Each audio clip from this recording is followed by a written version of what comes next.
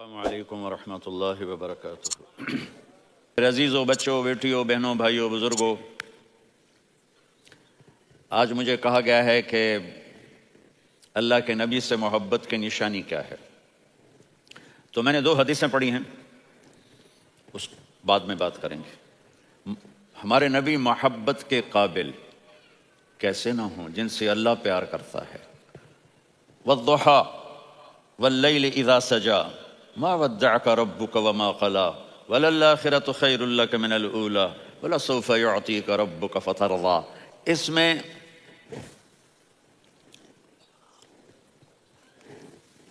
ایک تو ترجمہ ہے والضحیٰ، روشنی کی قسم، واللیل اذا سجا، جب رات چھا جائے اس کی قسم، ما ودعک ربک وما قلی، آپ کے رب نے آپ کو چھوڑا نہیں اور آپ کا رب آپ پہ ناراض نہیں۔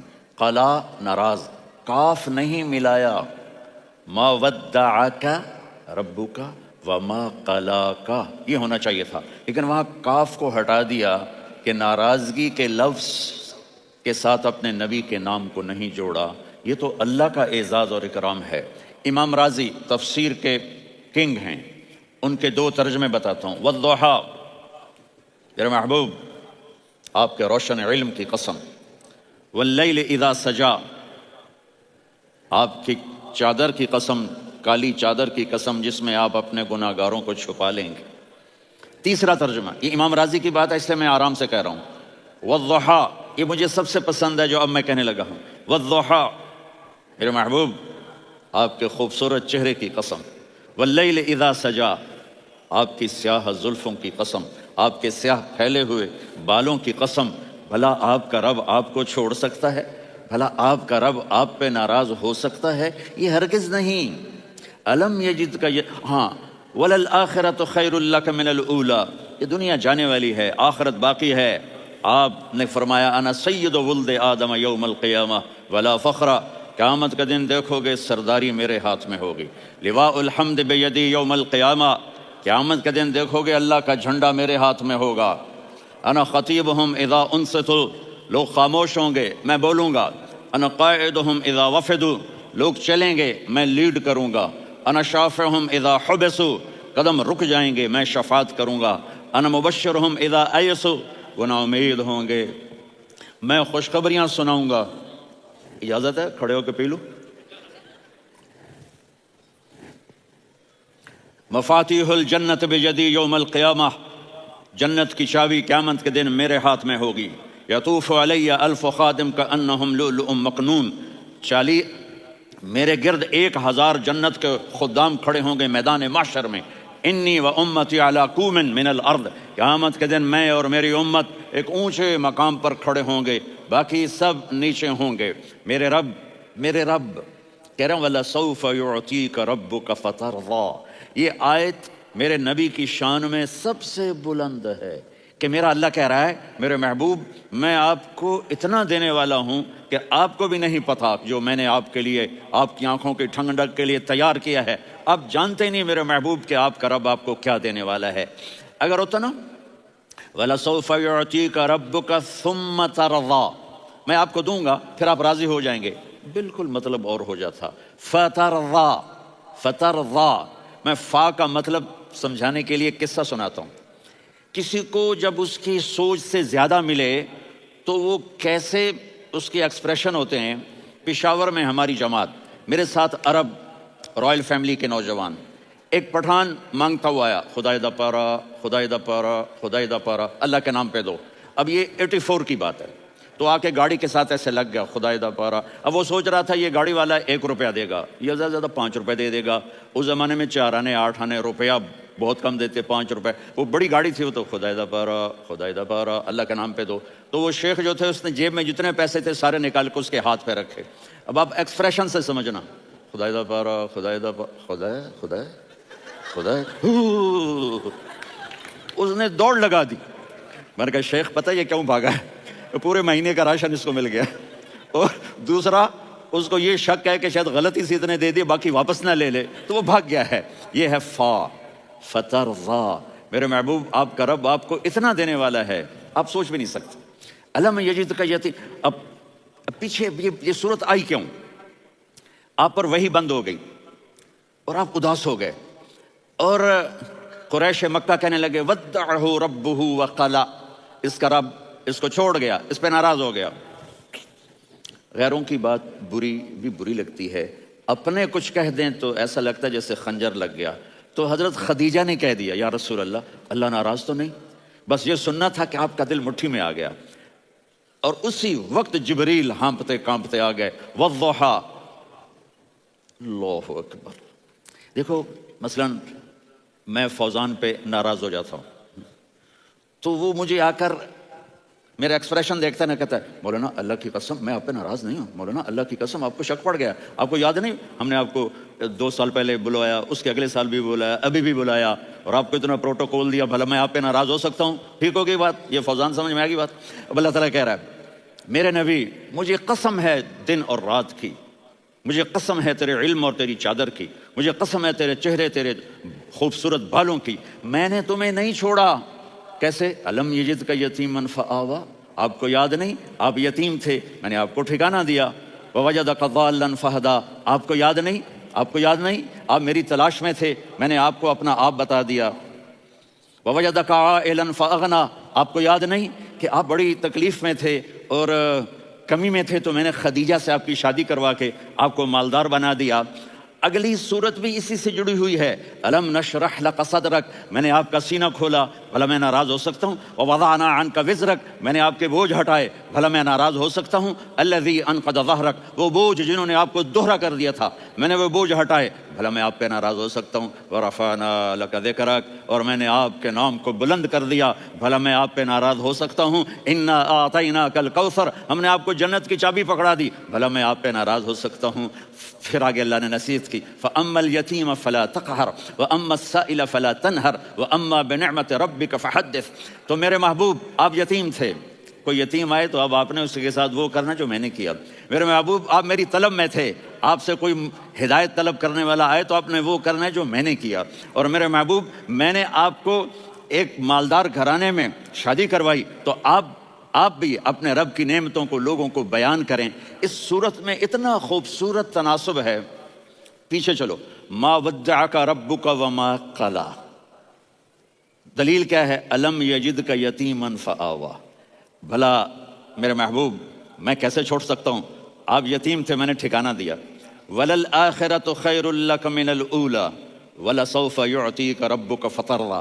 तो अगली आयत आ रही है, अलम यजिद का यतीमन फ़आवा व वजदक ज़ाल्लन फ़हदा वलल आखिरतु खैरुल लक मिनल ऊला, इसका उसके साथ जोड़ है। व वजदक आइलन फ़अगना, इसका आखिरी आयत के साथ जोड़ है। व वजदक आइलन फ़अगना और वलसौफ युअतीका रब्बुका फ़तरदा। अब मैं आपको तरतीब से बताता हूँ। पहली मा वद्दअका रब्बुका व मा क़ला, ये जाके जुड़ती है अलम यजिद का यतीमन फ़आवा वलल आखिरतु खैरुल लक मिनल ऊला वलसौफ युअतीका रब्बुका फ़तरदा। और आगे क्या आ रहा है? ववजदक ज़ाल्लन फ़हदा ववजदक आइलन फ़अगना। ये तीन का सेट है। मा वद्दअका रब्बुका व मा क़ला, ये जाके जुड़ता है अलम यजिद का यतीमन फ़आवा वलल आखिरतु खैरुल लक मिनल ऊला, ये जाके जुड़ता है ववजदक ज़ाल्लन फ़हदा वलसौफ युअतीका रब्बुका फ़तरदा, ये जाके जुड़ता है ववजदक आइलन फ़अगना। फिर अगली तीन इन ऊपर वाली तीन से जुड़ती हैं मेरे महबूब। अलम यजिद का यतीमन फ़आवा, अल्लाह ताला आगे फरमा रहा है फ़अम्मल यतीम फ़ला तक़हर। सुब्हान अल्लाह, कैसे पिरोया है मेरे रब ने, किस खूबसूरत अंदाज में उसको पिरोया है।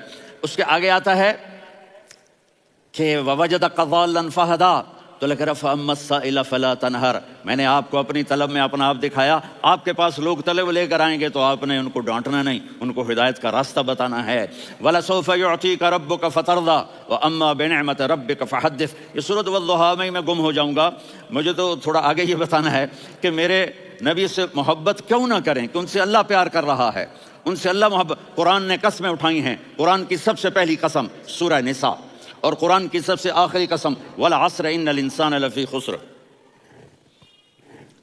और कुरान ने जितनी कसमें उठाई हैं उनमें ये कसम सबसे खूबसूरत है, फला व रब्बिक فلا وربک لا يؤمنون حتى يحكموك فيما شجر بينهم ثم لا يجدوا في انفسهم حرجا مما قضيت ويسلموا تسلیما۔ اے میرے محبوب مجھے آپ کے رب کی قسم، اب تھوڑا غور فرمائیں، اللہ میرے نبی کا رب ہے، اللہ ہم سب کا رب ہے، اللہ اپنے حبیب سے فرما رہے ہیں مجھے آپ کے رب کی قسم۔ تو لگتا یوں ہے کہ قسم اٹھانے والا رب کوئی اور ہے اور رب محمد کوئی اور ہے۔ فلا وربک، مجھے آپ کے رب کی قسم۔ یہ عربی میں جب محبت کی انتہا ہو تو یوں بات کی جاتی ہے، یہ محبت کی انتہا جب اللہ پیار کرتا ہے تو ہم کیوں نہ کریں۔ میرے محبوب مجھے آپ کے رب کی قسم، لا یؤمنون، یہ آپ ٹورانٹو والوں کو بتا دیں، حتیٰ یحکموک فیما شجر بینہم، جب تک آپ کی غلامی میں نہیں آئیں گے، جب تک آپ کا عشق اور محبت نہیں ہوگا، میں ان کے ایمان کو قبول نہیں کروں گا۔ اس پر ایک واقعہ سناتا ہوں۔ ایک صحابی آئے، یا رسول اللہ میرا پڑوسی ہے، اس کی کھجور ایسے ٹیڑھی ہو کر میرے گھر میں چند اس کی شاخیں ہیں، ان پہ پھل لگتا ہے، وہ جو ٹوٹ کے گرتا ہے میرے بچے اٹھا لیتے ہیں، ہم غریب ہیں، وہ بھاگا بھاگا آتا ہے ان کے منہ سے کھجور نکال لیتا ہے۔ اس کو کہیں کہ بچوں پر اتنی زیادتی نہ کرے۔ آپ نے اس کو بلایا، وہ منافق تھا، آپ نے اس سے فرمایا بھئی ایک سودا کرتے ہو؟ کہا جی کیا؟ کہا یہ کھجور مجھے دے دو اور اس کے بدلے جنت میں کھجور لے کے دوں گا۔ وہ کہنے لگا یا رسول اللہ یہ اصل میں میرے بچوں کو بہت پسند ہے، کوئی اور کھجور ہوتی میں دے دیتا، یہ تو میری معذرت ہے۔ وہ تو منافق تھا، وہ اٹھ کے چلا گیا۔ ایک صحابی بیٹھے تھے، وہ کہنے لگا یا رسول اللہ اگر میں وہ کھجور لے کے دے دوں تو مجھے جنت میں لے دیں گے؟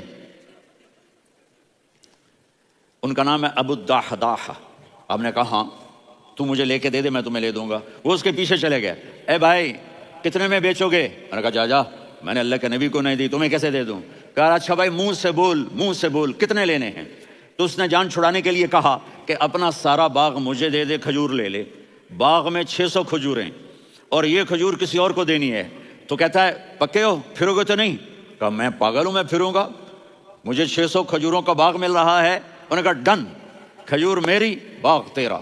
وہ بھاگے بھاگے آئے، یا رسول اللہ میں نے سودا کر لیا۔ کہا کیسے کیا؟ کہا سارا باغ دے کے کھجور لے لی۔ آپ نے کہا پھر میرا سودا بھی بدل گیا۔ کم من عدق رداح ودار فیاح لأبی الدحداح فی الجنہ۔ میرے ساتھی میں اپنی آنکھوں سے دیکھ رہا ہوں کہ اللہ نے تیرے لیے جنت میں ایک گھر نہیں محل بنا دیے سینکڑوں، اور ایک باغ نہیں ہزاروں باغ تیرے لیے تیار کر دیے۔ یہ ہے ایمان کی نشانی، یہ ہے محبت کی نشانی۔ میرے نبی کی جس سے یہ ہمارے بچے نہیں ہیں یہ کھلاڑیوں جیسے بال بناتے ہیں۔ ایک چھوٹا سا بچہ مجھے کراچی میں ملا تو وہ جو عجیب سے بال نہیں یہاں سے اوپر ہو جاتے ہیں، تو میں نے کہا یہ تم نے بال کیسے بنائے ہوئے ہیں؟ کہا آپ کو پتہ نہیں، میسی کوئی تھا، میسی، ہاں آپ کو پتہ نہیں میسی کے بال ایسے ہیں؟ میں نے کہا بیٹا برے لگتے ہیں۔ کہا کیسے میسی کے بال ہیں برے کیسے لگتے ہیں؟ جب آدمی کسی کو بڑا بنا لیتا ہے اس کو فالو کرتا ہے۔ اللہ کے محبوب سے محبت کی نشانی کیا ہے کہ ہم نے ان کو فالو کرنا ہے۔ ان کی زندگی صرف 5 نمازیں نہیں ہیں، ان کی زندگی صرف 30 روزے نہیں ہیں، حج نہیں ہے۔ آپ ہر لائن سے اس قابل ہیں کہ آپ سے پیار کیا جائے۔ آپ اپنے وضع، شکل، صورت، سب سے پہلی چیز جو اٹریکٹ کرتی ہے وہ صورت ہے، وہ شکل ہے، وہ منظر ہے کہ آدمی اس میں گم ہو جاتا ہے۔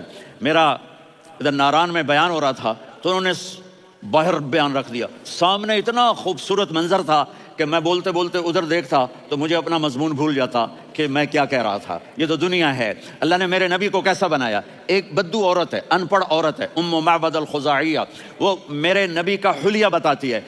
آپ کو ترجمہ کر کے سناؤں گا، لیکن آپ الفاظ کا ردم اور الفاظ میں میوزک وہ آپ سب محسوس کریں گے۔ وہ بدو عورت کہتی ہے رأیت رجلا ظاہر الوضاء ابلج الوجه حسن الخلق لم تعبه خجلة ولم تجر به سعلة وصيم قصيم في عينيه دعج في أشفاره وطف في صوته سحل في لحيته كثافة في عنقه سطع وصيم قصيم أكحل أحور أزج أقرن إن تكلم علاه البهاء وإن سكت فعلاه الوقار وكأن منطقه خرزات نظم ينحدرن۔ اللہ، پتہ چلا کہ الفاظ کا ردم، وہ کوئی بولو تو صحیح، کیا ردم ہے۔ اب ترجمہ سنو۔ وہ کہتی ہے اپنے خامد کو کہ ابو معبد ایک شخص آیا تھا، مجھے یوں لگا جیسے 14ویں کا چاند کپڑے پہن کے زمین پہ اتر آیا ہو۔ سبحان اللہ، کیا انتہائی خوبصورت، انتہائی حسین و جمیل، پیٹ نکلوا نہیں کہ بدصورت ہو جائے. پیٹ نکلاؤ تو آدمی سجے پاسے پیٹ کھبے پاسے، پیٹ سجے پاسے آپ کھبے پاسے. ارے بھائی سمجھ کے کھایا کرو، ہم کھانے نہیں آئے، زندگی گزارنے آئے ہیں. رمضان میں کیسی تباہی پھیلاتے ہو، سموسے بھی، پکوڑے بھی، مچھلی بھی، مرغی بھی، پھر اوپر سے 7 اپ. وہ کہتے ہیں وہ اس میں تو گیس ہوتی ہے، اس کا گیس باہر نکلتی ہے تو ڈکار آتا، کہتا ہے شکر ہے ہاضمہ ہو گیا. وہ ہاضمہ نہیں ہوتا، ستیہ ناس ہو گیا. کہا اتنا خوبصورت تھا کہ سر سے پاؤں تک حسن اس کا غلام تھا، خوبصورتی اس کی باندھی تھی، اور میں جدھر سے دیکھتی تھی مجھے حسن ہی حسن نظر آتا تھا. اور جب میں اس کے چہرے پر دیکھتی تو میری آنکھ نہیں بھرتی تھی، میرا جی چاہتا تھا میں دیکھتی جاؤں دیکھتی جاؤں دیکھتی جاؤں، میرا دل نہیں بھرتا تھا. کون؟ وسیم. وسیم اسے کہتے ہیں جس کو دیکھنے سے دل نہ بھرے. قسیم، جدھر سے دیکھو حسن ہو اسے کہتے ہیں قسیم. تو اس کی آنکھیں بڑی موٹی، احور، ادعج، اشکل، انجل، ابرج، اہدب، یہ سب میرے نبی کی آنکھوں کی تعریف ہے. ان 5-6 الفاظ کا ایک مطلب ہے کہ اللہ نے کائنات میں ایسی حسین آنکھ کسی کی بنائی نہیں تھی. حسن و جمال آنکھوں میں، اور پلکیں بڑی لمبی. یہ عورتیں یہاں نکلی لگا لیتی ہیں نا لمبا لمبا کرنے کے لیے، تو میرے نبی کے قدرتی یہ بال لمبے تھے حسن کو بڑھانے کے لیے. داڑھی بڑی خوبصورت تھی. زبان میں، آواز میں جادو تھا، آواز میں کشش تھی، آواز میں ایک ایسا دل کھنچتا تھا. گردن لمبی تھی، سر سے پاؤں تک حسن و جمال تھا. جب وہ بولتے تھے نور چھا جاتا تھا، جب وہ خاموش ہوتے تھے وقار چھا جاتا تھا.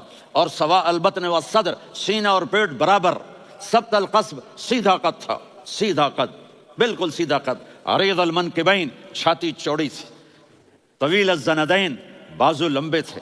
رہب الراحہ، یہ ہتھیلی بڑی چوڑی تھی. چوڑی ہتھیلی سخاوت کی نشانی ہوتی ہے. رہبر مسیح القدمین، پاؤں اتنے نرم تھے لگتا تھا اس پر تیل لگا ہوا ہے اور پانی اس سے یوں نیچے چلا جاتا تھا. اور یمشی تکفین، کندھے جھکا کے چلتے تھے. اللہ اکبر. یہاں 4 آدمی سلام کریں تو آدمی یوں ہو جاتا ہے، اور میرے نبی کو فرشتے سلام کر رہے ہیں اور آپ یوں چلتے تھے، ایسے ایسے چلتے تھے، تھوڑے سے کندھے جھکا کے چلتے تھے. ایسے آپ کبھی نہیں چلے. جو دیکھنے میں ایسا حسین ہو اس سے پیار کیوں نہ کیا جائے.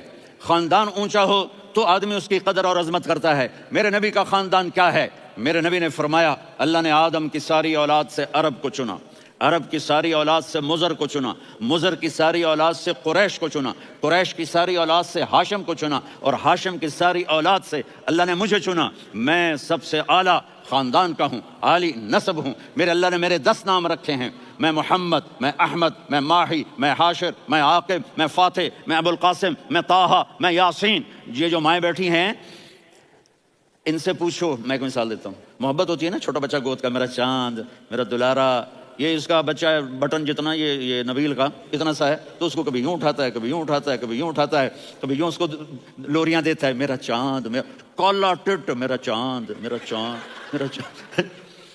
تو میرے رب کو اپنے حبیب سے محبت ہے تو صرف محمد نہیں کہتا، چونکہ محمد کہنے سے محبت کا فلو نکلتا نہیں، تو اللہ نے اپنی محبت کے فلو کو نکالا. میرا محمد، میرا احمد، میرا ماہی، میرا حاشر، میرا عاقب، میرا فاتح، میرا قاسم، میرا ابو القاسم، میرا طٰہٰ، میرا یاسین. یہ اللہ نے اپنے حبیب کے نام. اور پھر قرآن میں جاؤ، شاہد، مبشر، نذیر، داعی الی اللہ، سراج منیر، رؤوف، رحیم، عزیز، حریص، مزمل، مدثر. یہ اللہ نے پورے قرآن میں سارے نبیوں کا نام لیا. یا عیسیٰ، یا موسیٰ، یا یحییٰ، یا ابراہیم، یا نوح، نام لے کر پکارا. لیکن اپنے حبیب کو ایک دفعہ بھی یا محمد نہیں کہا بلکہ لقب سے پکارا. یا ایھا النبی، یا ایھا الرسول، یا ایھا المزمل، یا ایھا المدثر. میرے رب نے اپنے حبیب کو ساری نسلوں میں سب سے عالی نسل بنایا اور آپ کے نسب کو آدم علیہ السلام تک پہنچایا. محمد بن عبداللہ بن عبد المطلب بن ہاشم بن عبد مناف بن قصی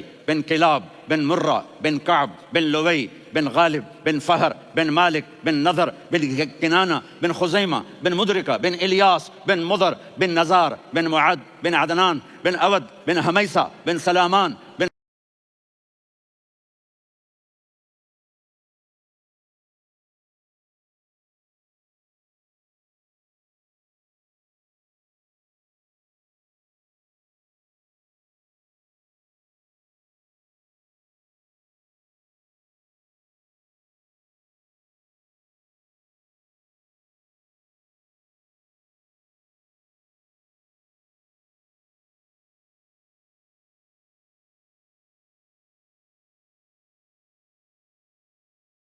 علیہ الصلاۃ والسلام من شیث آدم۔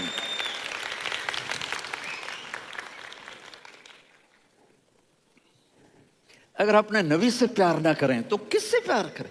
کون وفادار ہے؟ قیامت کا منظر ہوگا، میں اپنی بیگم سے کہوں گا میں تمہیں نہیں پہچانتا، میرے رب کی قسم، یوم یفر المرء من اخیہ وامہ وابیہ وصاحبتہ وبنیہ یود المجرم لو یفتدی یومئذ من یومئذ بنیہ وصاحبتہ واخیہ وفصیلتہ التی تؤویہ ومن فی الارض جمیعا کلا۔ قیامت کے دن میں کہوں گا صفیہ میں تمہیں نہیں پہچانتا، یہ کہے گی مولانا صاحب میں آپ کو نہیں پہچانتی، یہ یوسف میرا بیٹا بیٹھا ہے، میں کہوں گا کون ہو، کہاں سے آئے ہو؟ یہ کہے گا ابا آپ کون ہو، کہاں سے آئے ہو؟ بھائی بھائی کو نہیں پہچانے گا۔ ماں اور اولاد کا کتنا گہرا رشتہ ہوتا ہے، ماں کہے گی میں نے تمہیں جنا ہی نہیں ہے، اور جب جہنم میں ایک چیخ مارے گی تو سارے انسان اور فرشتے اور انبیاء ایسے گریں گے اور سب نفسی نفسی، آدم علیہ السلام نفسی نفسی، نوح علیہ السلام نفسی نفسی، ابراہیم علیہ السلام نفسی نفسی، اسماعیل، اسحاق، یعقوب، یوسف، یونس، عیسیٰ، موسیٰ، یوشع، لوط، شعیب، صالح، ہود، سارے انبیاء نفسی نفسی نفسی نفسی، میری جان بچا میری جان بچا۔ ایک طرف سے ایک آواز آئے گی، ایک آواز آئے گی، امتی امتی۔ واہ یا رسول اللہ، ہم آپ پہ قربان جائیں۔ جس دن ماں نہیں پوچھ رہی، نبی نہیں پوچھ رہے، بیٹا نہیں پوچھ رہا، بھائی نہیں پوچھ رہا، یا رب امتی امتی، یا رب امتی امتی، یا اللہ میری امت، یا اللہ میری امت، یا اللہ میری امت، تو نظریں طواف کریں گی۔ یہ آواز کہاں سے آ رہی ہے؟ یہ کون بول رہا ہے؟ سب سے الگ کون ہے جو امتی امتی کہہ رہا ہے؟ جب نظریں آواز کی طرف چلتے چلتے چلتے چلتے پہنچیں گی تو وہاں میرے آپ کے جولی پھیلا کے کھڑے، یا اللہ میری امت کو، یا اللہ میری امت کو۔ کون سی امت جو ساری زندگی شرابیں بیچتے رہے، جوئے کھیلتے رہے، زنا کرتے رہے، سود کھاتے رہے، جھوٹ بولتے، چوریاں کرتے رہے، ڈاکے مارتے رہے؟ میرا نبی کہہ رہا ہے میری امت کو بچا لے، میری امت کو بچا۔ تو اس سے پیار نہ کرے تو اور کس سے کرے؟ موت پہ رشتے ٹوٹ جاتے، میرے نبی نے اس دن بھی اپنے رشتے کو نہیں توڑا۔ ابراہیم جیسی شخصیت کہیں گے سنو اے اللہ تیری میری دوستی کا واسطہ مجھے بچا لے، تیری میری دوستی کا واسطہ مجھے بچا لے۔ عیسیٰ علیہ السلام کہیں گے یا اللہ میں اپنی ماں مریم کا بھی سوال نہیں کرتا، میری جان بچا لے، مریم جانے تو جانے میری عیسیٰ۔ 5 بڑے رسول ہیں، نوح، ابراہیم، موسیٰ، عیسیٰ، محمد صلی اللہ علیہ الصلوات والتسلیمات۔ عیسیٰ علیہ السلام کہیں گے یا اللہ میں اپنی ماں مریم کا بھی سوال نہیں کرتا، میری جان بچا۔ اور میرا نبی کہے گا یا اللہ میری امت کو بچا لے۔ کون سی امت؟ میں نے ساری زندگی اس کا مذاق اڑایا۔ میرا نبی کہتا دفع ہو جاؤ، دور ہو جاؤ میری نظروں سے، تم نے میری نسل کو قتل کیا، تم نے میرے گھرانے کو اجاڑ دیا۔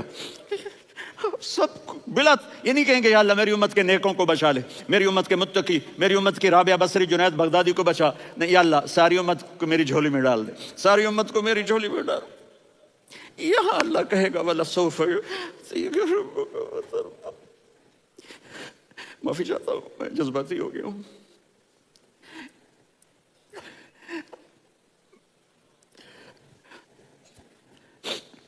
میرے بھائی بہنوں، میرے بچوں، تھوڑی سی زندگی ملی ہے، تھوڑی سی زندگی ملی ہے، اپنے حبیب کی زندگی کو اپنا لو۔ میں تھوڑے تھوڑے اشارے کر کے بتا دیتا ہوں۔ جب آپ بیٹے ہیں تو آپ کہہ رہے ہیں کاش میرے ماں باپ زندہ ہوتے، میں ان کی خدمت کرتا۔ پھر فرمایا اور نہیں تو میری ماں تو ہوتی، چونکہ ماں کو دیکھا ہے نا، باپ کو دیکھا نہیں ہے، تو فرمایا کاش میری ماں زندہ ہوتی اور میں عشاء کی نماز کے لیے مصلی پہ کھڑے ہو کے الحمدللہ رب العالمین پڑھ رہا ہوتا، اور ادھر سے میری ماں مجھے بلاتی محمد، تو میں نماز توڑ کے کہتا جی اماں جان میں آ رہا ہوں، نماز پھر پڑھا دوں گا۔ اپنے والدین کی عزت کرو۔ یہاں کا بڑھاپا بڑا خوفناک ہے کہ اولادیں چھوڑ جاتی ہیں اور ماں باپ ٹوائلٹ جانے سے بھی عاجز ہوتے ہیں۔ اپنی ماں کی دعا لو، اپنے باپ کی دعا لو۔ میرے نبی نے فرمایا ہاں عمر میرے بعد ایک آدمی آئے گا، اس کا نام ہوگا اویس، اور وہ کرن کی شاخ سے ہوگا. ہو گیا ٹائم؟ اچھا.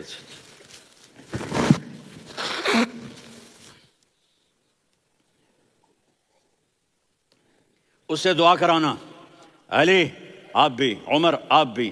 یا رسول اللہ کس لیے؟ کہ اس نے ماں کی ایسی خدمت کی ہے کہ جب ہاتھ اٹھاتا ہے اللہ اس کے ہاتھ خالی نہیں لوٹاتا. حضرت عمر رضی اللہ تعالی عنہ نے حج کے موسم پر سارے حاجی کھڑے کر لیے، کہا بھائی یمن والے کھڑے رہو باقی بیٹھ جاؤ. تو بیٹھ گئے. پھر فرمایا کہ یمن والے بیٹھ جاؤ، قرن والے کھڑے رہ جاؤ. تو ایک آدمی کھڑا رہا. کہا تم قرنی ہو؟ کہا جی ہاں. اویس کو جانتے ہو؟ جی میرے بھائی کا بیٹا ہے لیکن تھوڑا پاگل سا ہے، آپ کیوں پوچھ رہے ہیں؟ حضرت عمر نے فرمایا وہ نہیں، تو پاگل ہے. کدھر ہے؟ کہا جو اونٹ چرانے گیا ہے ادھر عرفات کی طرف. تو آپ نے حضرت علی کو ساتھ لیا اور دوڑ لگائی سواری پر. دیکھا تو اویس کرنی ایک کیکر کے نیچے نماز پڑھ رہے تھے اور اونٹ چر رہے تھے. تو جب انہوں نے دیکھا کہ دو آدمی آ کے بیٹھ گئے تو انہوں نے نماز شارٹ کٹ کر دی. تو حضرت عمر نے پوچھا کون ہو بھائی؟ کہا جی میں مزدور ہوں. کہا تیرا نام کیا ہے؟ کہا جی اللہ کا بندہ. کہا رہے بھائی تیری ماں نے تیرا نام کیا رکھا ہے؟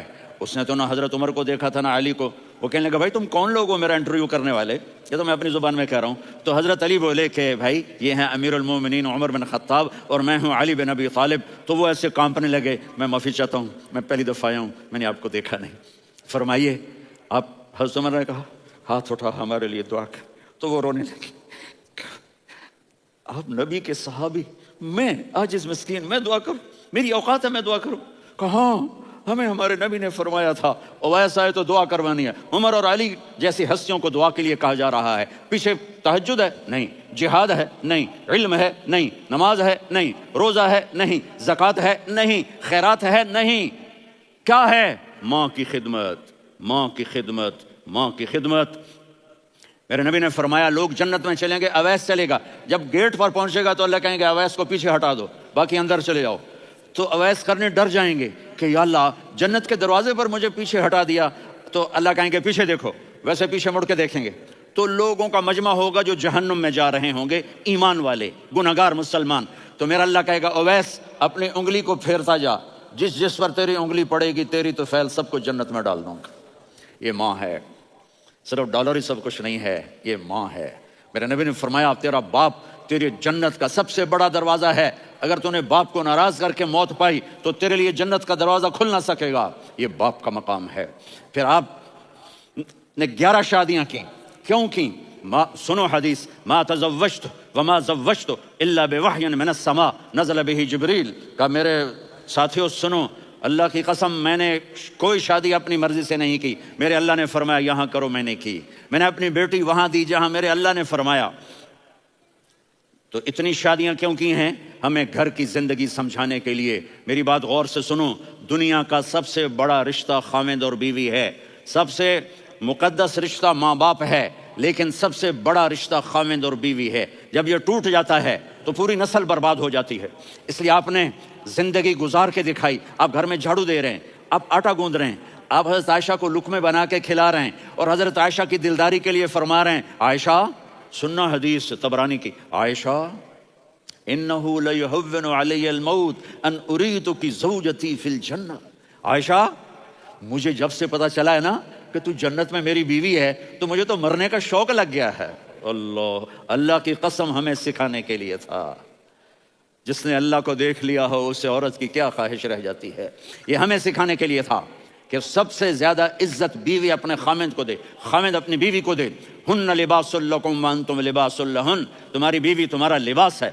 اور اللہ بیوی سے کہتا تیرا خاوند تیرا لباس ہے. آپ نے 11 گھروں کو کس طرح آباد کیا، کس محبت سے کیا کہ 2 مہینے چولہا نہیں جلتا اور کسی کی زبان پر شکایت نہیں. یہ حسن سلوک، یہ محبت.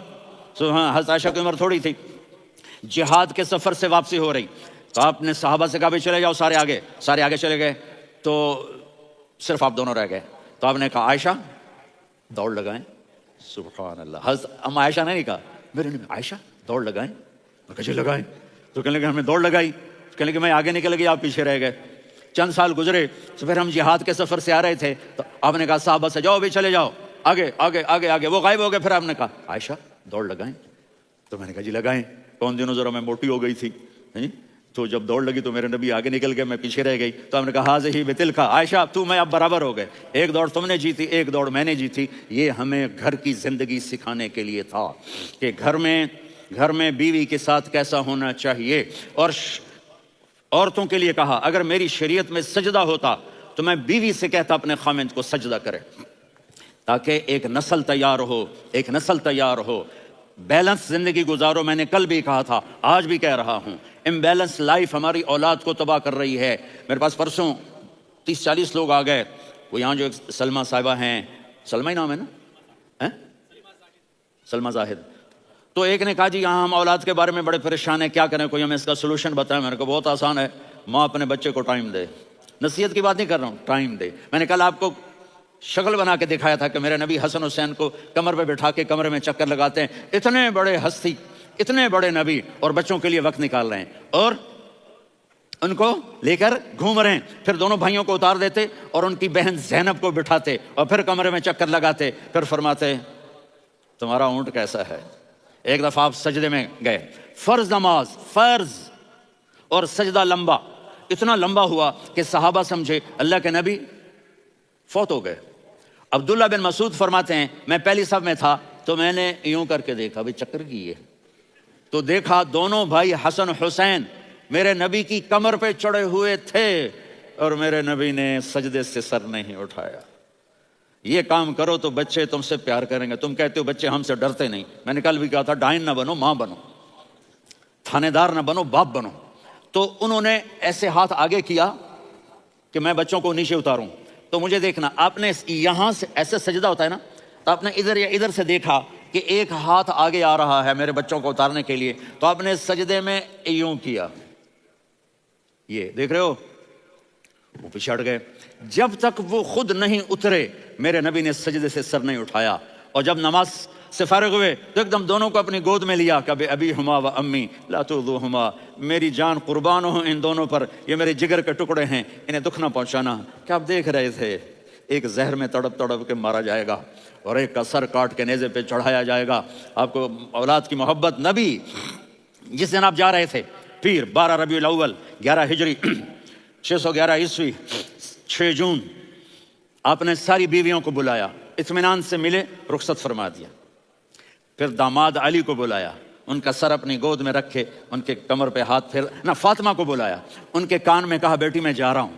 وہ رونے لگیں، کہا رو نہیں، تو بھی جلدی میرے پاس آ جائے گی۔ 6 مہینے بعد صرف 24 سال کی عمر میں حضرت فاطمہ کا انتقال ہوا۔ پھر آپ نے علی کو بلایا، دعا دی، کہا پھر حسن حسین کو بلاؤ۔ جو ہی آپ نے ان کو یوں لیا تو آپ کے ایسے پانی کی طرح آنسو بہنے لگے، اس طرح کہ آپ آگے دیکھ رہے تھے کہ ایک بچے کا سر کٹ کے نیزے پہ چڑھ رہا ہے اور ایک زہر میں تڑپ رہا ہے، لیکن آپ نے تقدیر، اللہ کی تقدیر پر راضی ہو گئے۔ اور جبریل، تھوڑی دیر کے بعد جبریل آئے، یا رسول اللہ موت کا فرشتہ باہر ہے، اندر آنا چاہتا ہے۔ جہاں موت بھی پوچھ کے آئے، اس ہستی سے پیار نہ کریں تو اور کس سے کریں؟ ملک الموت بھی اجازت لے کر اندر آئے اور آ کر کہا السلام علیکم یا رسول اللہ۔ آپ نے کہا وعلیکم السلام۔ کہا یا رسول اللہ آپ پہلی ہستی ہیں جنہیں میں سلام کر رہا ہوں، میں نے نبیوں کی جانیں نکالی، نیکوں کی، کسی کو سلام نہیں کیا، آپ پہلے ہیں جنہیں میں سلام کر رہا ہوں۔ یا رسول اللہ آپ پہلے ہیں جنہیں آپ کے رب نے کہا کہ میرے نبی سے پوچھ کے اندر جانا، بغیر پوچھے نہ جانا۔ آپ پہلی ہستی ہیں، میرے رب نے کہا آنا چاہیں تو لے آنا، رہنا چاہیں تو چھوڑ کے آ جانا۔ آپ نے فرمایا اگر میں کہوں تو میری جان نکالو گے؟ کہا جی نکالوں گا۔ تو آپ نے جبریل کو دیکھا، آدمی یہاں سے سوال کرتا ہے کہ تو کیا کہتا ہے، جاؤں یا ٹھہروں؟ تو جبریل کہنے لگے یا رسول اللہ اللہ آپ کی ملاقات کے شوق میں ہے۔ اوپر سارے سٹیج سج گئے ہیں آپ کے ویلکم کہنے کے لیے، آج ساتوں آسمان کے فرشتے اکٹھے۔ سنو اب میری آخری بات ہے۔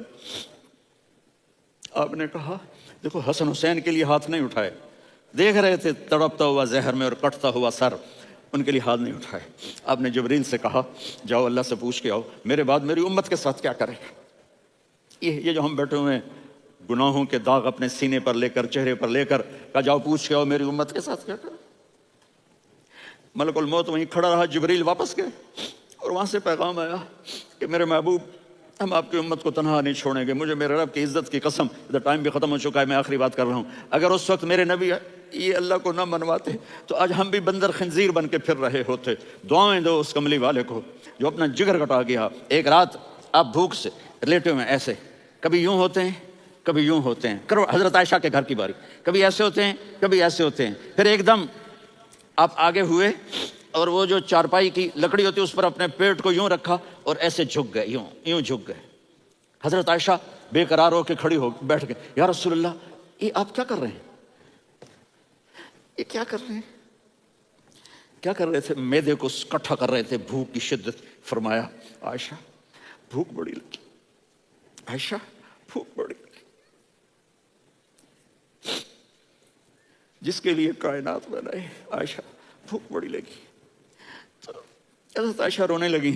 یا رسول اللہ, آپ یوں ہاتھ اٹھائیں گے اور آپ کے لیے سب کچھ آ جائے گا, آپ مانگتے کیوں؟ کہا عائشہ مجھ سے پہلے میرے بھائی انبیاء اسی فاقے میں گئے, میں بھی اسی فاقے میں اپنے رب سے ملاقات کروں گا.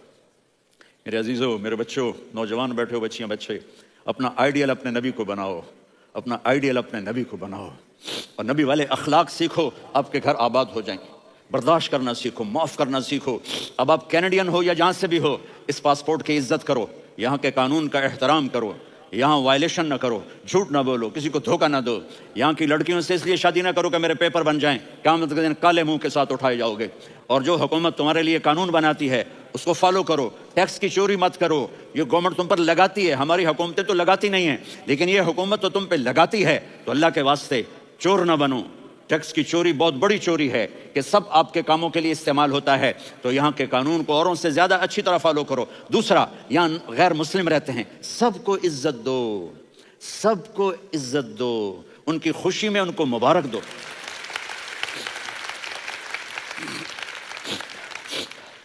وہ ان پہ غم آئے تو جا کے ان کے دکھ درد کو بانٹو. وہ بیمار ہو جائیں تو ہاسپٹل پوچھنے جاؤ, وہ مر جائیں تو گھر والوں سے جا کر افسوس کرو. تب جا کر وہ اسلام کے لیے سوچیں گے کہ یہ کون ہے محبت کرنے والے, ہمدردی کرنے والے. ہم اپنے ہی کنویں میں گھوم رہے ہیں مینڈک کی طرح. کس طرح بات آگے جائے گی جب تک وہ ہمارے اخلاق نہیں دیکھیں گے, ہماری محبت نہیں دیکھیں گے, ہماری خدمت نہیں دیکھیں گے. کتنے یہاں اولڈ ہومز بنے ہوئے ہیں, چکر لگایا کرو, جا کے صرف ایک سمائل دے دو تو اس بوڑھے کا سارا دن اچھا گزر جائے گا. کتنے کرنے کے کام ہیں.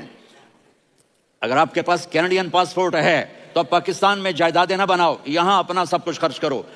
وہاں کاروبار نہ کرو, یہاں کاروبار کرو. ادھر زکوٰۃ نہ دو, ادھر زکوٰۃ دو. یہاں بھی بہت زکوٰۃ کے مستحق لوگ آپ کو ملیں گے, یہاں خرچ کرو.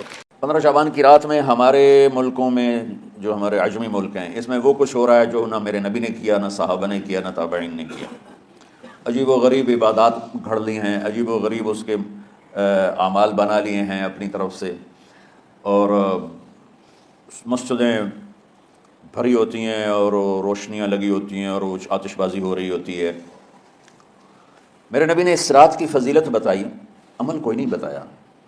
جیسے یہاں کوئی صلاۃ تسبیح کی جماعت کرا رہے ہوتے ہیں, کوئی اجتماعی تہجد پڑھ رہے ہوتے ہیں, کوئی دیگیں چڑھا رہے ہوتے ہیں, کوئی آتش بازی کر رہے ہوتے ہیں, تو وہ اس میں اتنا غلو ہو گیا ہے کہ یہ بھی ٹھیک نہیں. اور کچھ علماء نے اس کے رد میں اس کا اتنا انکار کیا ہے کہ اس رات کی کوئی فضیلت ہے ہی نہیں, یہ بھی ٹھیک نہیں. اس بیچ کا راستہ. اس رات کی فضیلت میں جتنی احادیث ہیں وہ ضعیف ہیں, لیکن اتنی کثرت سے ہیں کہ ان سب کا مل کر جمع ہو کر کم از کم وہ حسن لغیر ہی تک تو پہنچ جاتی ہیں. اور ابن عثیمین رحمۃ اللہ علیہ نے بھی یہ لکھا ہے کہ زیادہ سے زیادہ ان احادیث کے مجموعے سے, چونکہ اگرچہ ضعیف ہیں لیکن کافی زیادہ ہیں, تو وہ حسن لغیر ہی تک پہنچ جاتی ہیں. تو حسن لغیر ہی سے کوئی عمل ثابت نہیں ہوتا, عمل ثابت ہوتا ہے صحیح حدیث کے سے. ایک احادیث کی کثرت سے روایات, اور ایک امت کا عمل, کہ امت کا بہت بڑا طبقہ صدیوں سے اس رات کا اہتمام کر رہا ہے. لیکن کچھ عرصہ پہلے تک اہتمام تھا دن میں روزہ رکھنا, رات کو کوئی نوافل پڑھ لینا, کوئی 2 زیادہ پڑھ لینا. لیکن اب یہ ڈھول تماشے جو اب شروع ہوا ہے, اس کا تو کوئی وجود ہی کوئی نہیں ہے. تو اس رات کو اللہ تعالیٰ نے مبارک بنایا. اور حدیث پاک میں آتا ہے کہ اللہ تعالیٰ اس رات میں ساری دنیا کے لوگوں کی بخشش فرماتا ہے سوائے 5 آدمیوں کی. 5 کے سوا سب اہل ایمان کی بخشش ہو جاتی.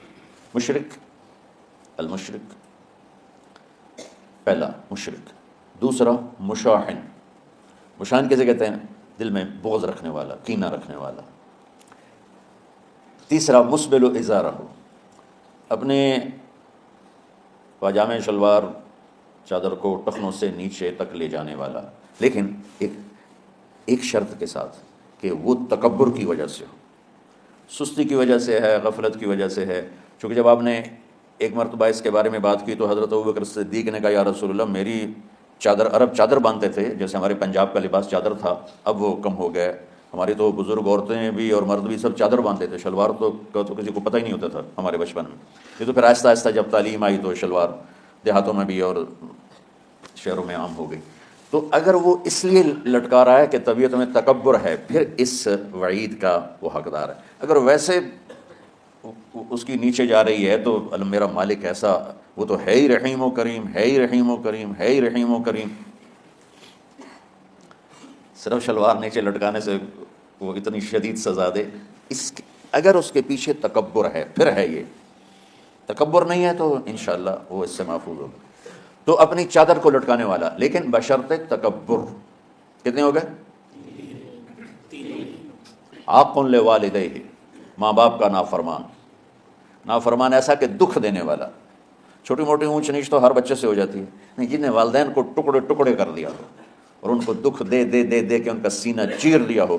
چونکہ آپ کہتے ہیں پرزے پرزے کرنا کسی چیز کو، تو اپنے دکھ دے کر اپنی بدتمیزی کے ساتھ اس نے ماں باپ کا دل زخمی کر دیا ہو، ایک یہ نہیں معاف ہوتا.